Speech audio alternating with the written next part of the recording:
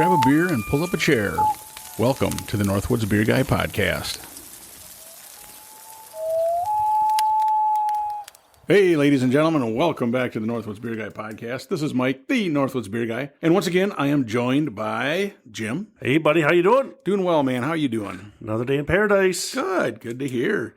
Weather's getting a little more straightened out, which is good. It still seems like it's a roller coaster, though. Yeah. It was a little bit chilly yesterday, rainy and I just wish it would sun out and Yeah. 60s or 70s to stay consistent, not the... Nah, you can't do that. Ugh. I bring that up because, well, today being Friday, we are going to be going to Taster's Eve for Between the Bluffs Beer, Wine, and Cheese Fest. Okay, yep.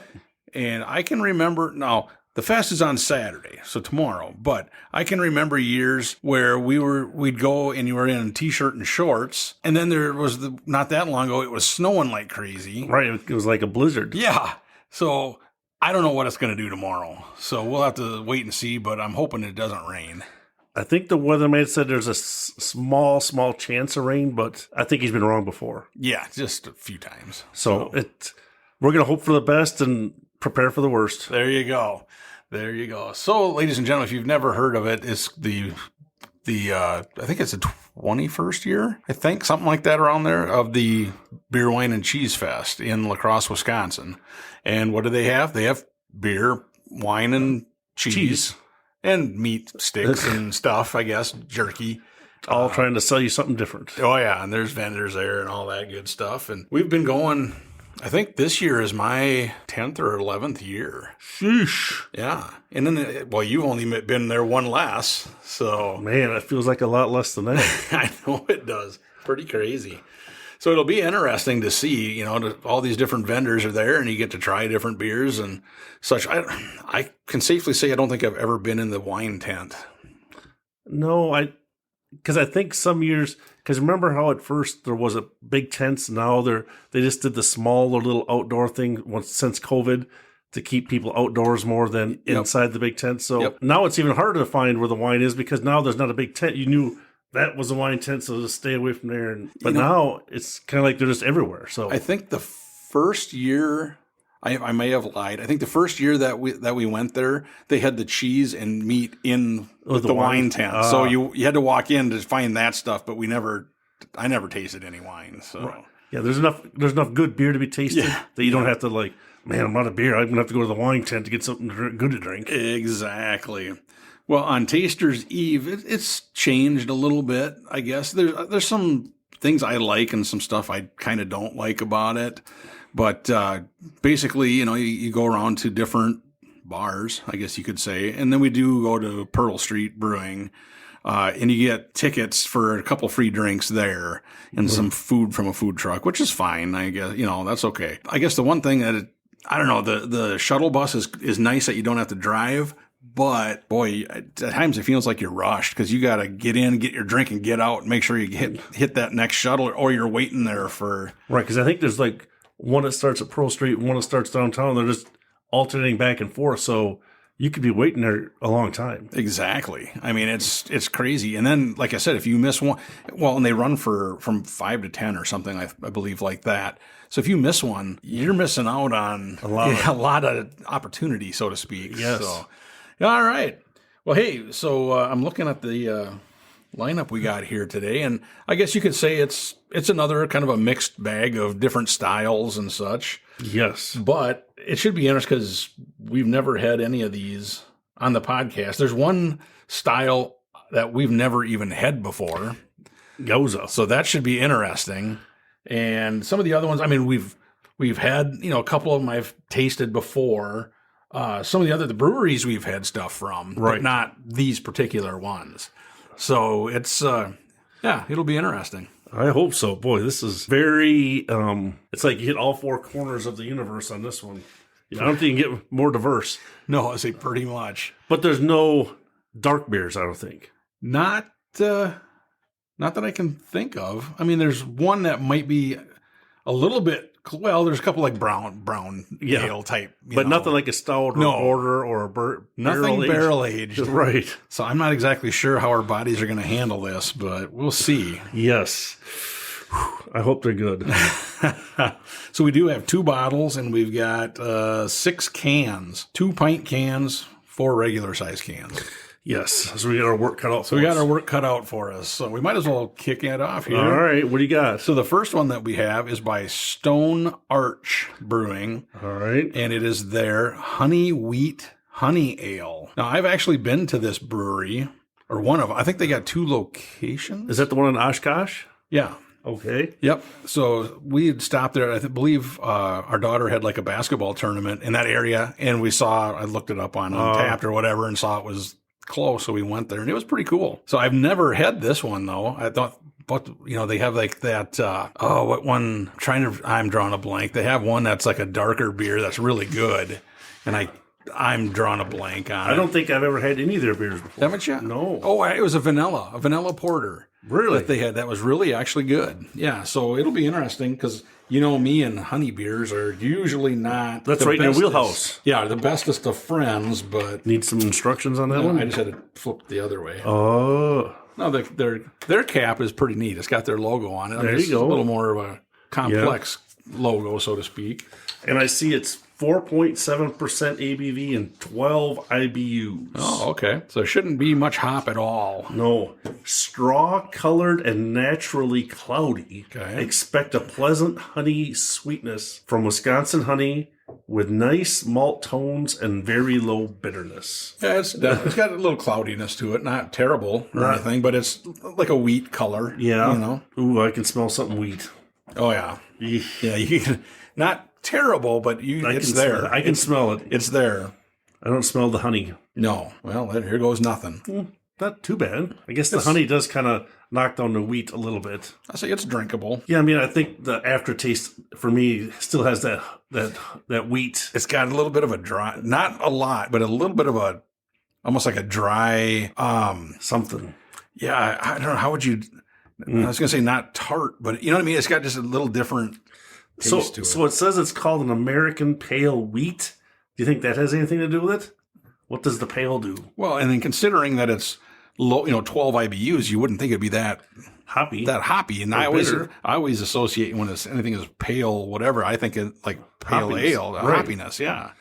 Yeah, it's a weird combination of the honey and the wheat. Yeah. And I guess, do you get much of like a honey flavor at all? I don't really even know what, honey tastes like. I mean, I think I believe it dulls the wheatness a little bit, but I really can't pick up the honey from it. Yeah. So maybe they're counterbalancing each other on that one, but you could be right. Maybe it's doing more to balance out that wheat, possibly. Because I'm not tasting much for honey. No. Not that ladies and gentlemen, if you don't know, it's not like when you taste a honey beer that, all you taste is sweet honey. That's not what it is. It's got a different flavor to it when they brew it, and. But the wheatness has a distinct flavor too. Oh yeah, wheat has a distinct flavor. You can tell that right off the get go. So I think hopefully that maybe the honey knocked down that a little bit. I think you're right. Oof. Yeah, boy, what are you thinking for a score on this one? So Stone Arch Honey Wheat Honey Ale. Gosh, an American Pale Wheat. Yeah, I'm not a big wheat guy because I just don't. That aftertaste in my mouth, this isn't very delicious. Yeah. I'm going to have to say a 2.4. I'm a little bit below average only because that finish, the initial wheat, maybe if they added maybe a little more honey, I don't know, but maybe a little more honey might help it even more. But I'm probably not the best judge for this one. I'm going with a 2.2. Oh, you're even going lower. I'm going lower. I just think that aftertaste has to me, it's got a weird thing to it. Yeah. It's almost like, I hate to say it like this, because it doesn't taste like this, but it reminds me a little bit of like right after you brush your teeth and like you take a orange slice or something and eat it, and it's got that really like kind of a right. It's not like that, but it's reminiscent for some reason of that. It's just I don't know. I'm not a huge fan of that one. Yeah, I'm just barely able to choke this one down. So you're saying you'd rather not have any more of that one? Oof, that one's a little on the rough. Little rough, yeah. A little gravelly. Yeah. I would agree with you there. That was kind of, and it's kind of a bummer because, like I said, their vanilla porter is extremely good. Right. But this one is just kind of not for me, it's not there. So Maybe we should have the next one just so we can maybe cleanse our palate. we can do that. So we can jump right into the next one. And this one, we're going to go over the pond to the other side of the pond, Well, so to speak. maybe not. Well, kind of. It's Newcastle Yes. Brown Ale. Yep. And isn't that, it's English. Right. So that's what I was referring to. Right. I think it started, but I think from what I read, it's actually now being made stateside. Oh, really? Right. Okay. So it's an English brown ale Okay. style. Yep. 4.7 ABV, so lower. Same as that first Same one. as the first one, yep. 18 IBUs are really stepping it up.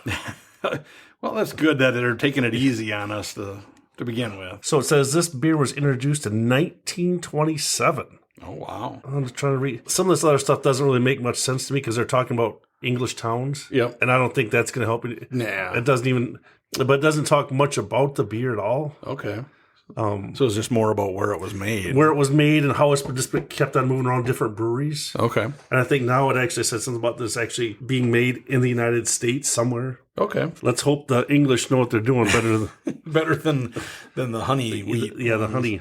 This is brown, that's for sure. This is definitely a brown ale. definitely darker than the first one. Yeah. But yeah, it's a brown ale through and through. You can definitely see that. Now the aroma, at least for me, has got a little bit better of aroma than that wheat. Yeah. I like a little that. bit of a malty. Right, I like that aroma. smell better than the wheat. Yep. I would agree with you there. Oh, I like that one. Yeah. That's much better than the first one. Yeah. I mean, This. if you had to choose between the two, I would take the Newcastle Yeah, first. no doubt, hands For sure. I mean, and again, it didn't really say what was all in there, but this must be one of the original brown ales, then, right? That was first made. That I don't know. That'd be a good thing. But being that it started in 1927, it's been around for quite a while. Right. So it's got to be. Right. I mean, they've had a chance to change and modify the recipe to get it tweaked. So this really tastes pretty good. Yeah, definitely interesting. Because like I said, a lot of times the brown ales don't usually have a whole lot of flavor to them, but this one's got a decent Right. I mean, amount. and the flavors actually, I mean, they all, whatever is in it really comes out and is good. I mean, Yep. it's not, the finish is smooth, the flavors are good, the aroma is good.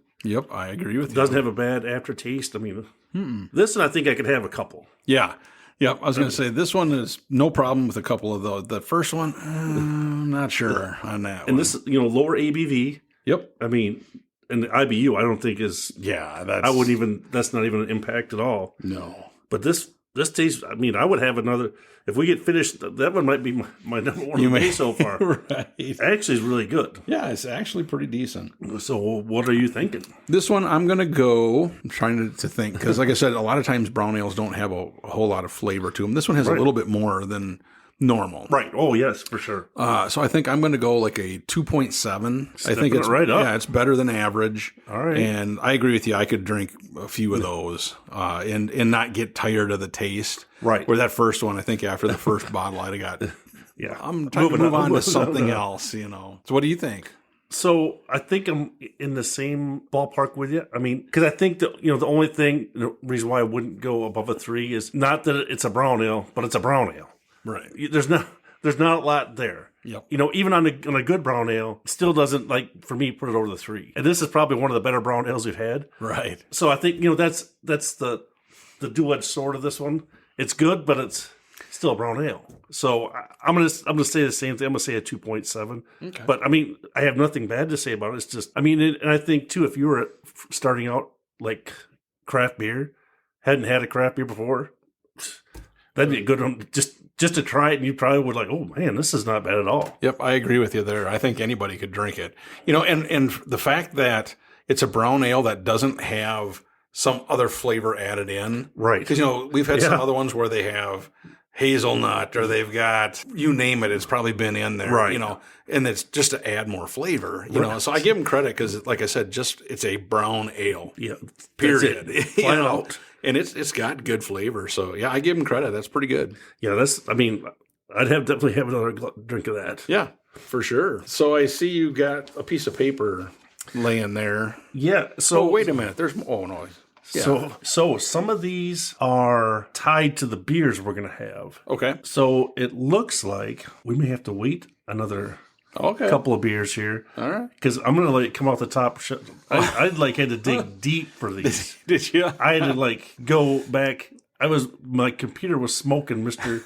Mr. Google was like, The Wayback Machine was kicking in, and the mice were like just a spinning on the wheel back there. So, so these may trip you up. oh, well, I'm probably will, because a few of these breweries I know nothing about. And that's why I did the digging on breweries and how they came up with their name. Oh, okay, So interesting. So I think in like maybe one more, I should be able to start popping in with some good stuff here. All right, not a problem. We can do that. One thing I was going to bring up about Taster's Eve, and something that is different this year that it'll be interesting to see how they do it, is it said that every hour they're going to be drawing for prizes. Now, I don't know if that means at every different location. Because like tonight, ladies and gentlemen, what happens is you'll have a number of bars that are in it, but they usually have like a tap takeover, where one brewery is there kind of featuring their products. And so you go, one place might have, I'm just going to say, Nuclearis. The next place may be featuring Three Floyds. So they'll have different beers there. So I don't know if it's going to be, is it going to be the brewery was required to bring stuff to, so you can win a koozie or something like that, or is it just like, you know what I'm saying? I don't know how they're going to do this drawing. So it should be interesting to see. Hopefully it goes smooth and we win something, but I'm not. Because I think last year, Three Sheeps, he had a lot of different. So for every time you bought one of their beers or one of their, because they had a barrel of beer. Yes. And every time you bought one of them, you got a ticket for a chance. They drew for some stuff. Yeah. And he had different swag. Right. And so it's probably going to be similar to that, I would guess. But you never know. Right. I guess you never know until you open the door and see what this says on the sign. Exactly. So we'll see how that goes tonight. So, well, I guess, boy, this one here is the artwork on this can looks like it's something you would not really like. No. This is by Lupaline, if I'm correct. Yep, and it's Tropical Fun Pants. Yes. Now that's your nickname, isn't it? Yowza. Yeah, it has good artwork on it. Well, just looking at it, I'm thinking, boy, is this like a IPA or a sour? Because typically you're not, because that's pretty loud artwork. Untapped says it's called a fruit beer. Okay. Well, I'm thinking that's a cousin of a sour, maybe. I don't know. So it says it's 5% ABV and 12 IBUs. This fun and refreshing fusion of beer and tropical fruit juices will leave you ready to get out and get your fun pants on. Mango, pink guava, and passion fruit bring big fruit flavors with a balanced sweetness. Tropical Fun Pants is the perfect anytime fun beer. Well, this should be interesting. See, is it a sour or is it just fruit juice and beer? Right. You know what I mean? Boy, take a whiff of that. That is mango. Oh my God. I guess, isn't that what? Yeah. It's mango, boy. There's mango. There's mango. Mango bango. Wow. A little bit of head on it, not a whole lot. And it's kind of, the color's weird. It's not yellow. Yeah. And it's again, kind of an off. Yeah. And again, I don't get, is it the fruit juice that we're seeing more of? You know what I mean? Because it's a little cloudy. I can't see my fingers. Yep. It's definitely cloudy. Well, all right. You ready? Here we go. Here we go. Are you going to try some? Or? I was waiting to see what you did. I know, and I was keeping my facial expressions to a minimum. I don't even know how to describe that. That's if it's trying to be a sour, it's definitely like a tart. Yeah, it's tart, but not it's sour. not sour. It's definitely fruit juice and beer. But it's got it's different. You know what I mean? It's not. I think there's just too much fruit juice. Too many things going on. They all are competing against each other. Yeah, because what you said there was mango, pink guava. And passion fruit. Okay, yeah. At least one of those maybe shouldn't have been in there. Yeah, or one of them should add a little bit more. Yeah, because I don't know what. I mean, I've had mango. Yep. I don't know what pink guava really tastes like, or passion fruit. I can't say, oh yeah, it tastes like this. I've never. I mean, it's definitely 3 different fruit juices put together. Yeah.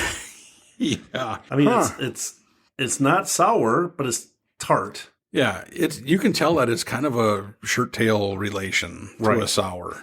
Right. But it's just, I don't know. And it's in a pint can. Yeah. So you got a lot of it. You're fully committed. Your chips all under you. Yeah. Well, dude, I think, I don't think this is one that I couldn't drink that whole can. I think you'd have to share. Yes, I would gladly share. Share like with this bad boy. I mean, it's just kind of a different flavor to it. I don't know. It's hard to describe. Yeah. And I don't think if we put it in this kind of a glass, that it's going to help the flavor. I don't think that made much of a difference. Because they got a weird, I don't know which. Almost like it says revival. Is that the style? I don't know. It's kind of like where it's, narrow at the bottom, then it flares out. Yeah.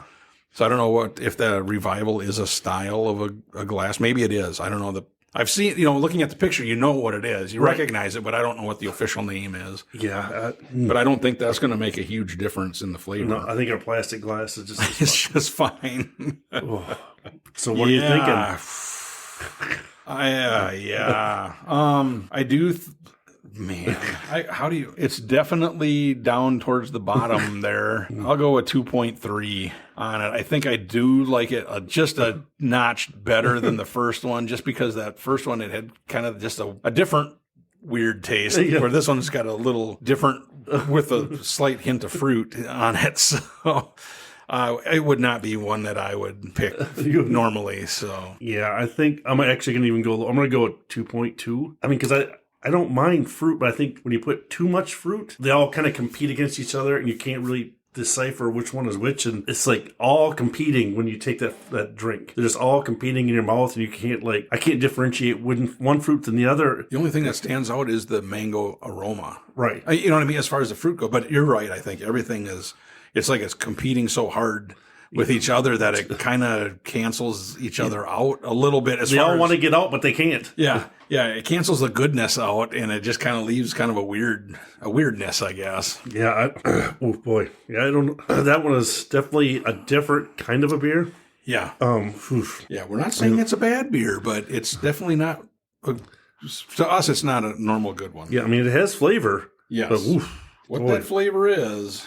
That is very, very different. Is debatable. Oh, boy, yeah. I see that's Lupaline is from Big Lake, Minnesota. Yep, I was going to say, I've actually went to, they have a number of different, tap rooms around, because we went to one in Sioux Falls, South Dakota, and had basically one of every beer they had on tap. So I think we had 3 flights, and the bartender was not exactly happy about it, because he was kind of, we don't, just because we have flights doesn't mean, honestly, you don't. So we decided, we're going to get one of every beer you have. Right. And they had 18 on tap, and there were 6 beers in a flight, It's like, well, just be careful when you're going to complain about it. We can make it. You are paying for it. It's not like it's free. Exactly.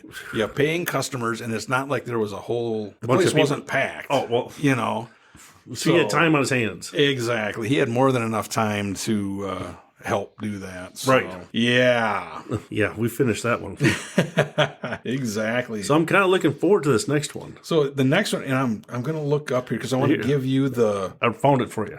Okay. Well, I was going to give you the definition of the style as well. So let me, is that on there too? Well, I think it looks like it probably is. Okay. Yeah, I think So this one, it's actually a Keller beer. Keller beer. Yeah. And I'm going to look it up here just so I can give you the... Because it didn't say it on here is that what the K stands for? K with a star? Because it doesn't have that word on here anywhere. Yeah, I don't know, because I found it, so I'm going on Untapped here, so I can go to the Wheel of Beers badge, because that has all the different styles. Okay. And I will read you what it says. So it is, there's 2 styles that go together. I mean, as far as it's this or this, and it's Keller beer or Zwickel beer. And it says Keller beer is a type of German beer, an unfiltered lager originating in Franconia. Keller beer contains more of its original brewing yeast held in suspension.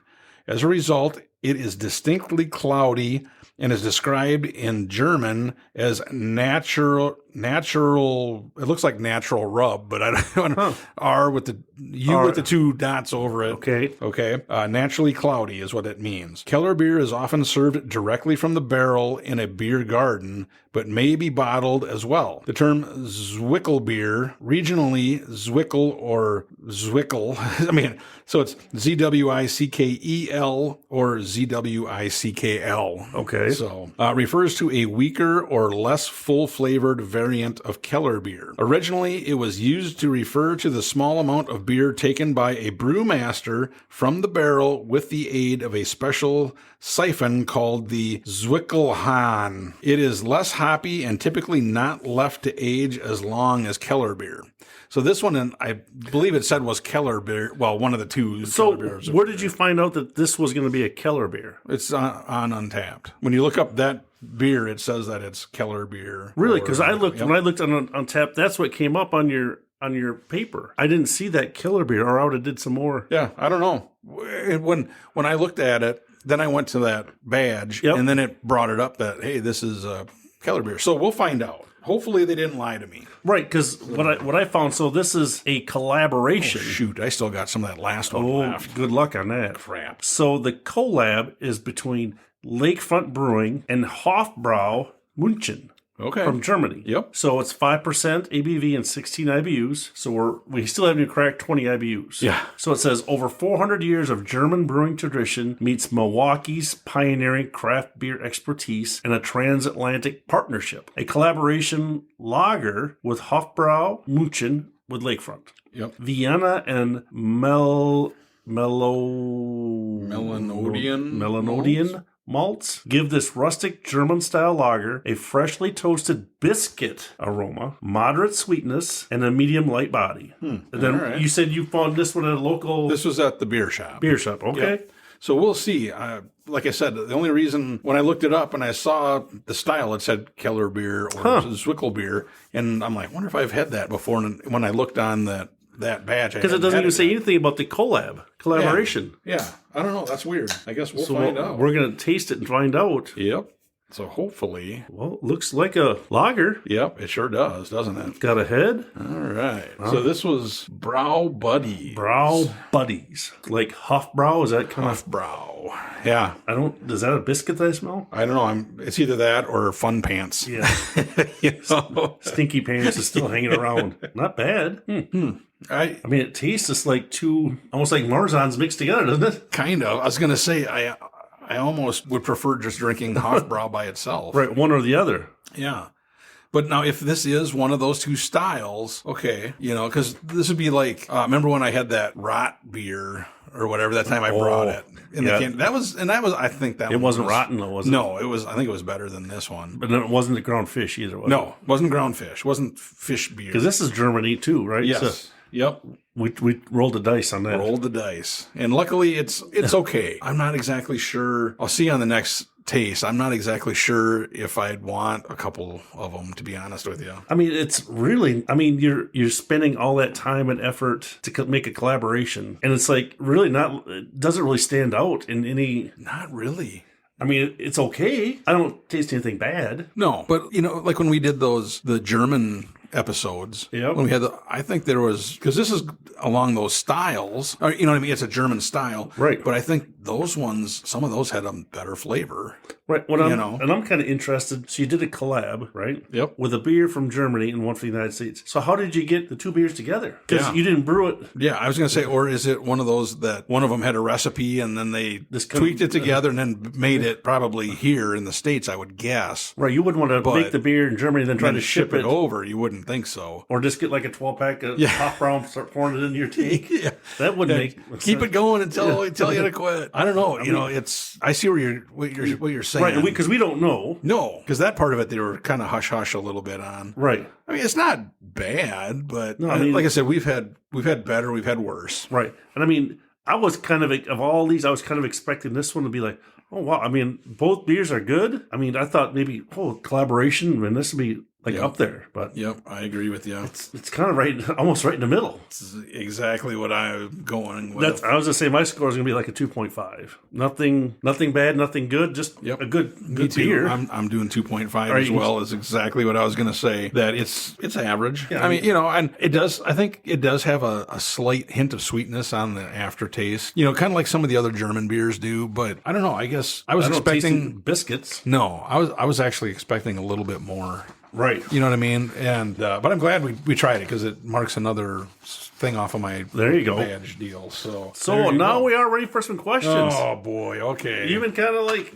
this coasting through. I was hoping that you forgot about those. So easiest question of the night. Okay. What is a mead? Mead, basically, it's beer made out of honey.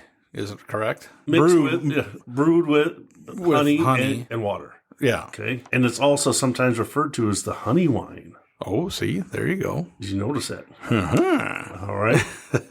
So, not what's in this can. Yeah. But when was mead invented? Mead is one of the like the oldest styles. Yep. Because if you ever watch like on TV when they had Vikings, the TV show, they were always drinking mead. Yes. But I'm trying to think. I'm going to say, do I just have to be within like 100 years, or I'll even give you within 1,000 years. Ooh, nice. I'm going to say, 900. You were so close, buddy. You were only off by 8,000 years. What? 7th millennium before Christ. Oh, my word. So I couldn't even get there with 1,000 years. You were off by 8,000 years. And it was, Can I guess again? Consumption dates back to the 7th millennium before Christ in northern China. Really? Evidence comes from pottery vessels containing traces of fermented honey beverage, like the precursor to modern mead. Wow. That's crazy. Yeah. I knew it was old, but like I said, because you always watch those shows and they're drinking mead, in a big stein or, like a wooden type glass. But I had no idea it was that old. Yeah. So, and then the last question is, so this, if you can look at it, the style of mead, I didn't know this, but it says it's metheglin mead. Okay. Metheglin? So, what is metheglin mead? Honey beer. Or you want more specific? A tad, touch bit. Wow, geez. Because I'm just looking at what it says is in it. Yep. Boy, I don't know. Is it that it has like other fruit in with it, or you're close? Spices and herbs. Oh, okay. Essentially, it's a spiced mead. Okay, but it's in it. What was the word? METH. Yep. What's that spell? Meth. Oh, great. Great. I'm out. EGLIN. Okay. Metheglin. Huh. So I thought that was pretty interesting. I was like, yeah, because there's different styles. I know there's different styles, but I didn't know what they mean. You know what I mean? Trying to help you out, buddy. Well, I appreciate it. Educate and entertain. There you go. So this is, I think, the first mead that we've had on the podcast. Is it really? I believe so. Okay. Now I know, BK and I. Again, we were talking, and I've got. He's 6 got of a few, them. I think, doesn't he? I've got 6 of them at the house that we were going to do, and then we never got. But aren't they a little bit higher in ABV too? Sometimes some of them are, because one of them that I have is, I think it's pushing 19%. Oof. And we've also had other ones. Some of the ones that you see around a lot of times they're in like a bigger bottle. Yes. And they're like, some of them are almost like a clay pottery type bottle, like heavy duty Vikings blood or whatever is one of them. You see like these, and they're $40 a bottle. Yeah, this is, this is in a can. Yeah, 12-ounce can. 12-ounce can. So we're just dipping your toe in it. Right, a little bit more modest. Because you probably haven't had a whole lot of meads, have you? Maybe 1 or 2. Yeah, so, all right. Well, this one is by Bee Nectar, is the brewery. Yeah. Meadery. I apologize. Yep. And this is Kill All the Golfers, mead with black tea and lemon. Yes. And you remember the movie that line came from? No. Was it? When you told Bill Murray's character that he wanted him to kill all the golfers, and he goes, well, excuse me, but if I kill all the golfers, they'll lock me up and throw away the key. Oh. Not the golfers, the gophers. Oh, you go. It's been a long day. I had to hide out in my burrow for the better part of the day waiting for those damn golfers. But today was my lay. I finally did it. What did he do? I didn't even need a reason. I wonder if they'll receive total consciousness. So that's all from That's all from Caddyshack. Is it? Yeah. Oh, it's like a Cinderella story. Out of nowhere, a former dancing gopher becomes a killing champion. Oh, geez. I had my special drink, a half and half, while I got in touch with that force in the universe that makes things happen. All I had to do was stop thinking, let things happen, and be the ball. I'm not going to say a ripoff, but totally from that movie. So this color's a little like orangish almost. A little bit, yeah. Does Mead make it that color?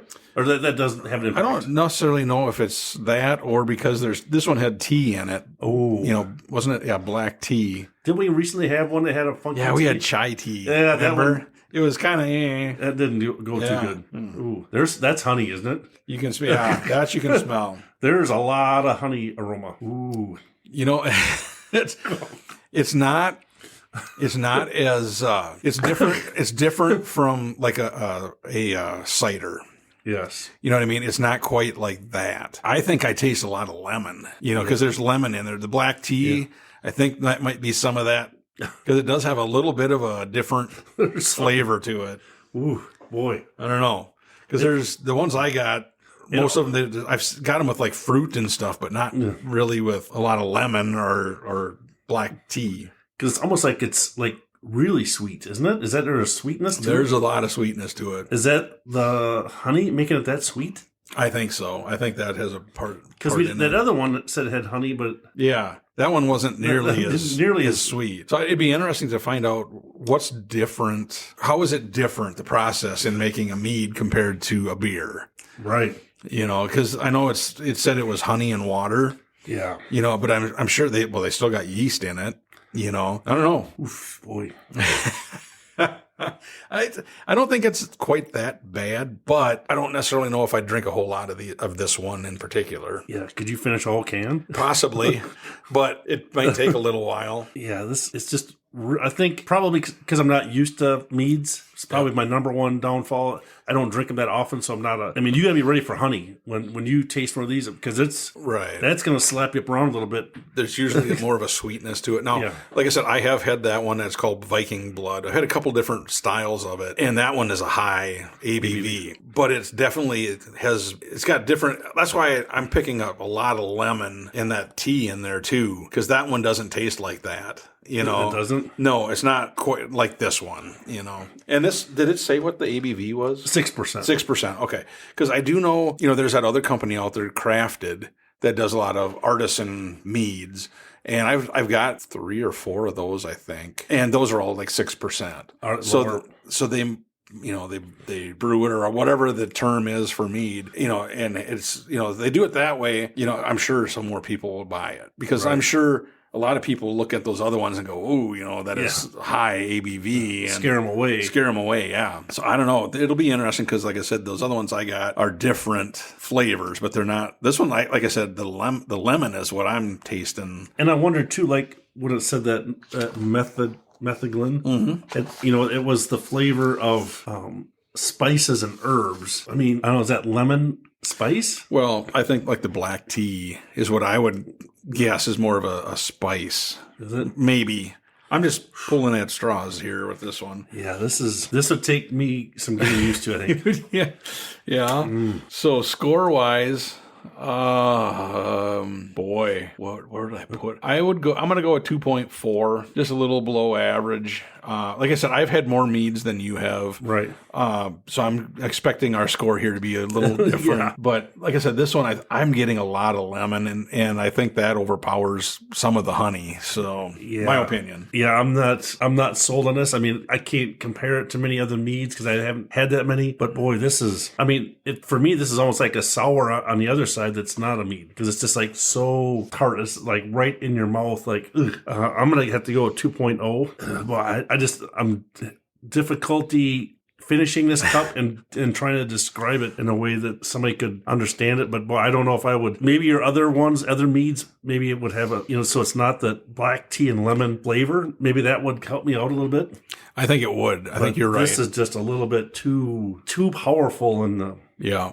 I agree with you because, like I said, the thing that stood out to me was that the lemon and that black tea is what I was getting, and it was just like, wow. So, yeah. The other ones I've had have all been either like sweet fruit, kind of stuff. Sweet fruit. Like strawberry or stuff, what I mean? Stuff that's more of a sweetness to it. Where this one, like I said, it definitely was different. So I agree with you. Oh, boy.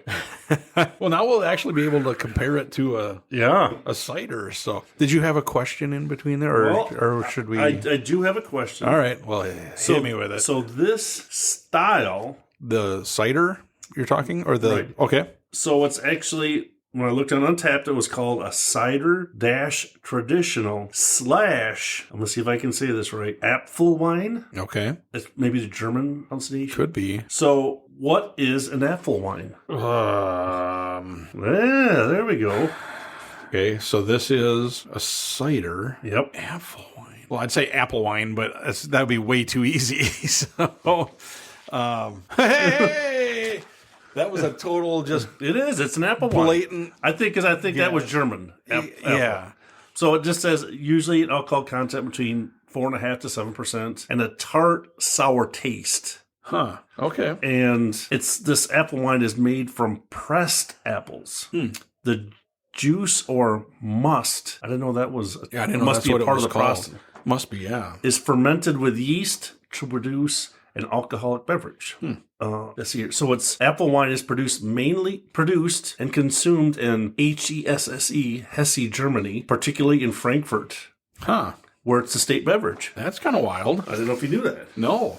You got it a lot closer than you did by missing by 8,000 years. Yeah, I was going to say. Much better guess. Much better guess. So this one here that we have is Loon Juice. That's the name of the brewery, I found out. Yes. Oh, okay. I didn't know that this either. is Honey Crisp hard cider. Yep. Oh, yeah. Right here. Yeah. Loon Juice. Okay. And it's got a loon on it. And an apple, I was looking that up too. I'm like, no, this is the brewery. I'm like, oh. Interesting. And this again is 6%. 6%. Lower ABV. So now we can directly do a comparison. Kind of. Yes. Since that other one is more, a little different flavor, but look at the color difference. Yeah. They said that Honeycrisp apple is unfit for hard cider. They said it wouldn't work unless you added buckets of sweeteners. Okay. They said lots of stuff, blah, blah, blah. We harnessed the power of the most coveted apple and concocted this bubbly beverage that finishes dry like a nice champagne. All hail the Honeycrisp. Boy, when you smell it, it smells like apple, boy. That is like the clearest one we've had so far. Yeah. Oh, yeah. I think my urine sometimes is darker than that. I was going to say.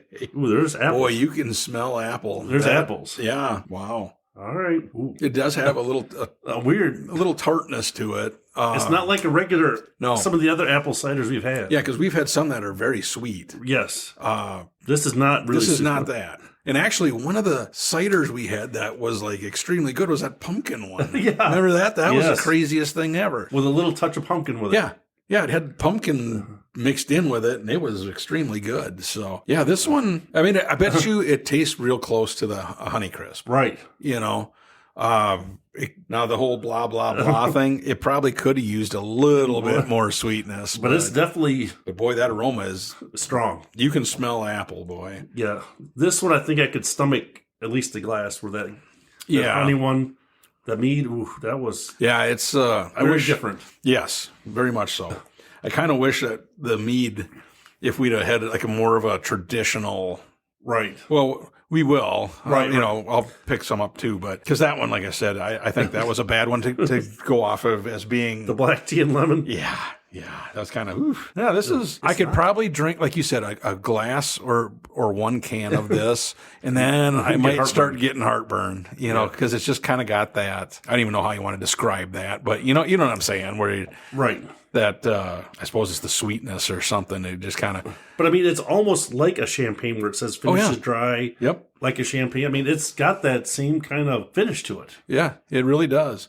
Just not as bubbly as all. Basically, But I mean, it's interesting. It's clear, and I mean, this is this is by far the clearest beer we've had tonight. That is just. I mean, we don't have many that are this clear, do we? No. I mean, when you sit on a table, you can't even tell if there's anything in it. Not really. Nope. That is wild. That is. I mean, it's not bad. No, it's not a bad thing, but definitely clear. Yeah. Interesting. Apparently, it's got a little tartness left in it. It's got a little bit of tartness. So what are you thinking? I'm in a corner. You don't like ties. And if I go, I'm going to go 2.1. I just think it's still got that little bit of a tartness to it. And then it's just kind of like, whew, you know. So that's, other than that, I mean, it wasn't bad. The aroma was very good. I mean, it smelled like an apple, you know, but they could have used a little bit more. Yeah, they could have put a little, maybe not buckets and buckets of sweeteners, but maybe just a bucket of sweeteners. At least one bucket might have helped. Yeah. That might have. I'm going to go right same thing, 2.1. I mean, it's not bad, but like you said, it's a little tart, and then it is almost like a champagne where it is dry. So it's there. You yeah, that dryness is for sure there. Too. Yeah. So it's just kind of like, you know. So yes. Ooh, so you okay? So our next one, yes, is from a local favorite. This one is from Central Waters. Yes. So and I have never heard of this one. You haven't. You should have. You should have heard this before.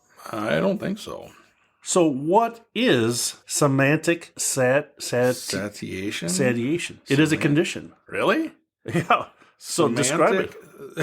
I didn't know it was a condition. I'm not the one to describe it. I don't know. What is that condition? It's a psychological phenomenon in which repetition causes a word or phrase to temporarily lose meaning for the listener. Or if you've seen Ted Lasso, when words become sounds. I've never seen that. I've heard of it, that show, but I've never seen it. Really? Yeah. I thought you knew that. Nope. So this is named after. So what word are they saying? Or they just took the name of the condition? Or they took the name of the condition and made it a beer. So this is a West Coast style India Pale Ale. Yes, from Central Waters. Oh yeah, Central Waters from Amherst. Yep. So definitely one of our favorite breweries. Maybe not for IPAs, but yeah. So this is an 8%er. This is one of our. So we stepped it up a little bit. Higher ones and 45 IBUs. Okay. Citra, Simcoe, and Mosaic are some of the most flavorful and unique hops, as well as some of the most widely used. The idea for this beer was to push unique flavor characteristics from hops we've used for years. This beer has a West Coast base of Pilsen and pale malts with a hint of Munich and Carapils. I'm not sure what that is. Yeah. Fermented with Theolized? Zolies? Fazoli's? It's like pasta? Version of the West Coast Chico strain. Huh?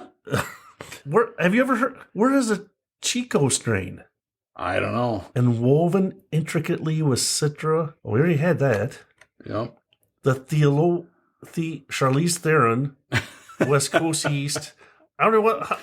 Where do they make these words up? I don't know. This is tough. This yeast helps push a further depth of citrus and juicy tropical fruit character from the hop blend. Well, holy buckets. So all those big words, and it's going to maybe be fruity flavor. I don't know. Well, I'm like confused on all the different things they're saying. I should have probably not even read it. I was going to say we're more confused now than before we started it. Now, I do smell some hops. I smell hops. Not super over the top, but you know that there's some there. Yes. But this is supposed to be a West Coast, so it's supposed to be a little hazy, right? Is that right? West Coast? Right. The aroma is more of a hop flavor, I think, to me, than what the actual flavor is. But you can taste it. But right. It's like that very initial. Yes. There's a little bit of hop, and then it's like gone. The aroma had more of like a grapefruity, almost like a juicy IPA, you know? That is, I mean, for 45 IBUs, I don't know. Yeah, that's pretty crazy. I don't mind it. This is, I mean, it's for an IPA, I think I could, and I'm not an IPA guy. I think I could, I mean, my mouth is a little bit dry, but it's, I mean, nothing any worse than what that Honeycrisp one did. Right. So, yep. Yeah, I guess I'm kind of surprised by it. I didn't know if it was going to be really strong or, you know, really over the top hoppy or anything like that. Right. And it's drinkable. Yeah, would I say, you know, for a new person, maybe, this is your first IPA, you should try it? Probably not. Right. But if you've had a few of them, there's nothing wrong with it. So how does this beer tie into the definition of that phenomenon when words become sounds? Because that's when you drink it and you go, yeah. Talk about Will Bruton? Yeah, you're just... He had a mouthful You of wonder, marbles. if he ever was just like, man, really? That's all you remember me from was not my driving, but the fact you couldn't understand me when I was talking, which you couldn't. So Yeah, not a very good interview guy. I guess I give Central Waters credit. It's not bad. No, I mean, they're trying. Again, it wouldn't. We love them for their barrel aged stuff. They're great, and this is good. You know, score wise, I'm going like a 2.6. I think it's a little better than average. I could drink it. You could drink it? Yeah, I could drink a can. I'm not going to drink, sit and pound like 6-8 of them, but it's all right. Yeah, I'm going to go at 2.3. Ooh.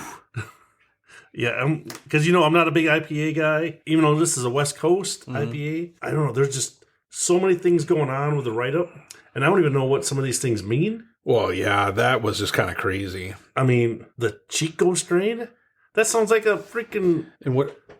I'm guessing it's talking about the hot, because I'm reading Is what that you yeast? had. I'm thinking it's got to be the yeast. I mean, yeah, but it doesn't make any sense. They could have dumbed it down a little bit for us and said the same thing with less words, and people would have been like, oh yeah, okay, I get it, But like, I agree 100% with you, dude. I don't understand what they're getting at. And then how does that tie into the name that Nick gave it? Your guess is as good as mine on that. Usually they're tying them both together. So. Yeah. Yep. All right, so we're down to our last one. I got 2 more easy questions for you. Okay. So the last one is, the name of the brewery is... Hammerheart Brewing Company. All right, where did they first start brewing? In what city? In Minnesota. Is it the same one that they're currently in? No, I didn't think so. It's an easy question, too. It probably is. Now, where they're at now is up north. I've been to this, where they're at now. I've been there. To the brewery or just the city? The city. I've been to the city, too. But that was years ago, and they probably weren't there. I'm figuring, I'll say Duluth. Close. Lino Lakes. Oh, so they were up still there. up there. They were up farther than I was giving them credit for. And they started there in what year? We'll say 2001. Close. 2013. Oh, geez. They're newer. Yep. And then when did they move to their new place in Ely, Minnesota? 2020. Oh, this is the closest one, 2021. Oh, I got close. All right. So now the last question of the night. Okay. What inspired Hammerheart Brewing for their name? Well, it's the artwork on the can is, the name of it is Flaming Longship. So I think a lot of their stuff is based on like Norse mythology or Viking type stuff that I've seen. I'm just going to say is the nickname of a Viking dude. Close. You're close, though. The brewery's name was chosen from the epic Viking metal album Hammerheart by the classic Swedish metal band Bathory. Boy, I wasn't... Yeah, I was real close. I thought you knew that. No. Oh. I knew it was like a Viking theme, but I didn't know that they just took it from a band. band. A Swedish metal band. That's kind of crazy. Huh. Well, this is, like I said, Flaming Longship. It's a Scotch ale. Yep, you see we got a lot big write-up down there. That's all they had. They got a big. It's on the back of the can. Is bigger. Four words. The one that Jim found Untapped. on Untapped was mildly smoked Scotch ale. That was the write up. On here, in a 7.7% ABV. So this is the highest one we have today. Yep. Originally inspired by the Scottish Fire Festival, Up Helly. Up UP. Yep. Helly HELLY, and then capital A. Small a, whatever that means. Flaming Longship is a deeply malty Scotch ale with a mild hint of 3 blended smoked malts, which are added for depth. And then it gives the artist name that did the artwork. So, because some of the write-ups I was reading on all said that it was smoky. Okay. So we'll find out. Because we've had some good smoky and some bad smoky.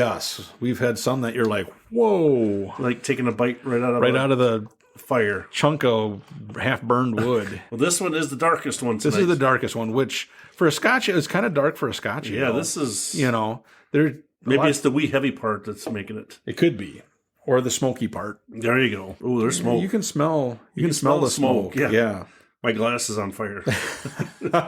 Now let's see when you take a drink if your teeth are stained from the soot or anything. Oof. That's not too bad. I don't mind that. Boy, there is smoke in it. There's smoke, but it's not. We've had worse. Yeah. It kind of overtakes the Scotch ale part of it. A little bit. But boy, I definitely get that malty flavor as well. That's not bad. Wow. I don't know if I could do a dozen of them. Well, they're pint cans, so you probably shouldn't do it. Wow. So you're thinking it's a little bit... I don't know, that smokiness. I mean, it's not bad, but I mean, that's like the only flavor I'm tasting. That's what's... I mean, so if you could have dialed it back maybe one or two notches, the Scotch ale, I mean, we like Scotch ales, but... Right. Yeah, I would agree with you. I see where you're coming from on that. You definitely get the predominant taste is kind of that the smokiness of those malts, which, again, if it would have had a little bit less, maybe a little bit more of the Scotch flavor... the Scotch ale flavor. But I wouldn't turn it down. I think it's pretty good. Oof. But again, it's a pint can, so I'd have one. Yeah. So, Wow. Yeah, this is... So I'm thinking our scores might be a little different on this one as well. Yeah. So what are you thinking? For sure, I do not mind the Scotch ale. Yep. I'm an okay guy with that. Yeah. It's just sometimes that the smokiness, the flavor... or the burntness of the malts, just kind of, for me, it's just overpowering everything else. And I'm trying to describe, I know they're going for a style. I know and this might not be one of the, just like I think we said, if they had toned the smokiness, I don't even know how, because like you mentioned, they have different things they were combining together. So how do you still do that and then still come out with that Scotch ale? My score, I'm going to have to, so I'm going to actually say a 2.0. Okay. And I'm going to change my kill the golfers to 1.9. I was going to say, when I saw it, I was like, wait a minute. You can't have a duplicate. I know. I had to kill the golfers. This is going to be, I'm giving this a 2.8. I like it. Wow. But I totally understand where you're coming from, because the smokiness could be turned down a little bit. Because when it comes to like Scotch ales, like Warp Speed is a really good one from Lake Louise. Right. This one, I think it could have stood a little more on its own. Yeah. Just on the normal flavor. Mm-hmm. And I do think that the smokiness of this could turn some people off. Right. Especially if they've never had a Scotch ale before. I don't know. I do... The artwork, I'll give it a bonus 10th of a point for that. It was cool. I don't mind it. I could drink a can of it, but I wouldn't want another one. Because I'm sure by the end of that can, I'd be pretty tired of that smoky flavor. Right. Because even now, my mouth is drying out from the whatever style of malts they had that were burnt. Yep. I agree with you. Taking the saliva right out of my mouth. Yeah, and this was the darkest one we had. Yeah. So this was definitely a very wide... grouping of beers. Yes. Because, from that cider to the smoky Scotch ale, and lots of things in between. Yeah. It was definitely different. And then to have, kind of, I think our first official mead on the podcast. Okay. Right. So. Because I don't think we've seen, I think we actually had to we had to cross the river to find that one. Well, that one we did, yeah. But we haven't seen many local ones. I've picked up a few. The beer shop, every so often they do get, they do get some. I get one and so they have, but you got to know when it's there. When it's there, yep. Yeah. It's not like they have a lot of them. And like I said, in all my time in like craft beer, I've only been to one meadery, Valparaiso, Indiana. Oh, they have one there, and that's where I had actually picked up the one that I have that's like 19%, and that's extremely good. So it is different, and I did a flight there, and I will tell you this: if you do a flight of meads or a couple of them, like I might have done, you get a buzz going. Well, at 19%, they're a little higher because this one's only 5%, or 6%. 6%. So you probably wouldn't have got a big buzz on that, but you're still going to be. Oh, excuse me. Jeez. Good wood. There you go. All right. Well, hey, what for you, Jim? What were the highlights? So, like you said, this was quite a variety pack of beers. Nothing. I think the only thing in common was nothing was in common. Because even I think folks too, when you look at the picture, the colors are even different on every single can. Yeah. So the labels are different. The beers are different. We didn't have two that were the same.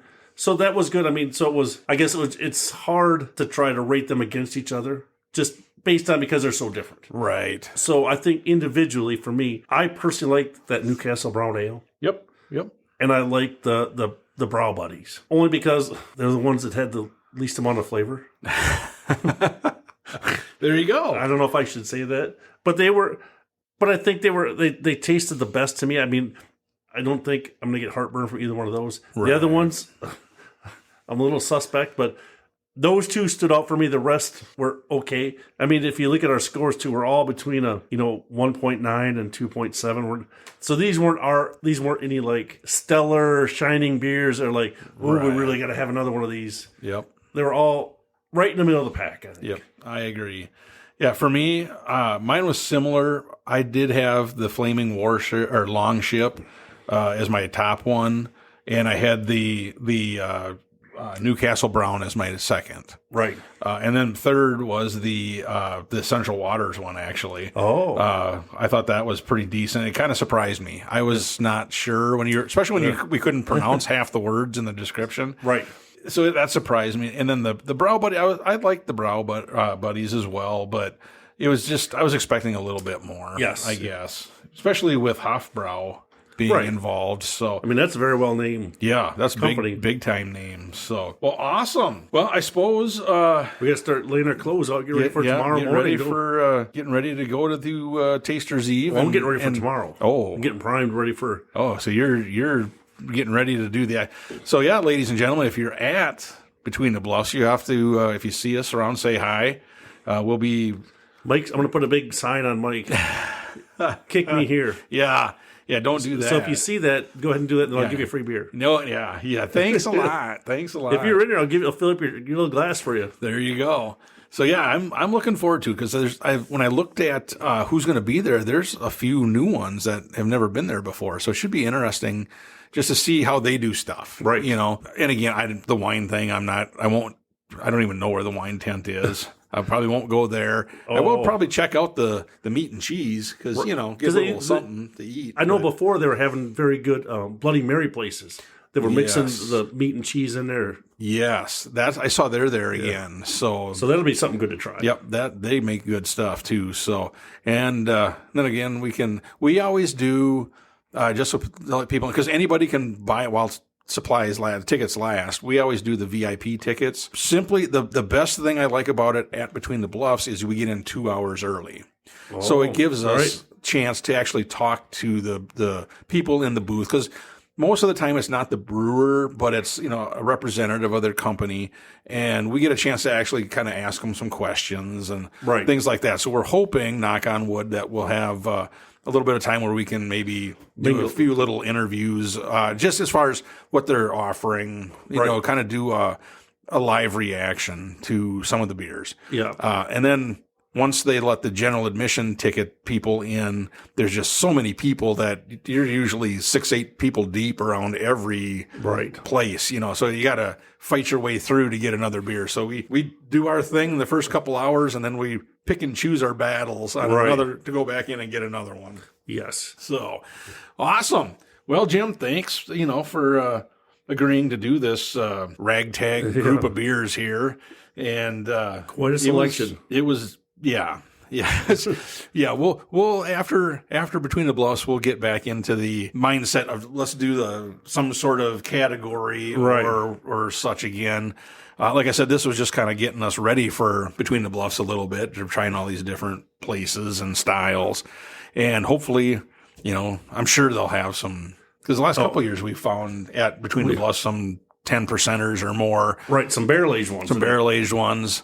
And that's another reason I do like having VIP, because you get first crack at those, because a lot of times they're gone by the time. Because they have like the small 1/8 keg of those. And that's it. So Awesome. Well, yeah, ladies and gentlemen, if you happen to be at Between the Bluffs, like I said, stop us, say hi. Love to hear from you. Jim, And thanks. we'll give you a free beer, too. There you go. Yeah, we'll say you go over there. That guy will give you a free beer. You see? We'll let you know if we saw one that you should try, though. That's for sure. So awesome. Well, hey, ladies and gentlemen, thank you for listening. And like we always say, we hope your campfire is always warm. And your beers are always cold. See you. See ya. Bye. Thank you for listening to the Northwoods Beer Guy podcast. If you have a question, a comment, or a beer you'd like us to review, please feel free to send us a message at northwoodsbeerguy@gmail.com. You can also find us on Facebook, Twitter, and Instagram. If you're on Untapped, look up Northwoods Beer Guy and send a friend request. Until next week, I hope all your campfires are warm and all your beer is cold.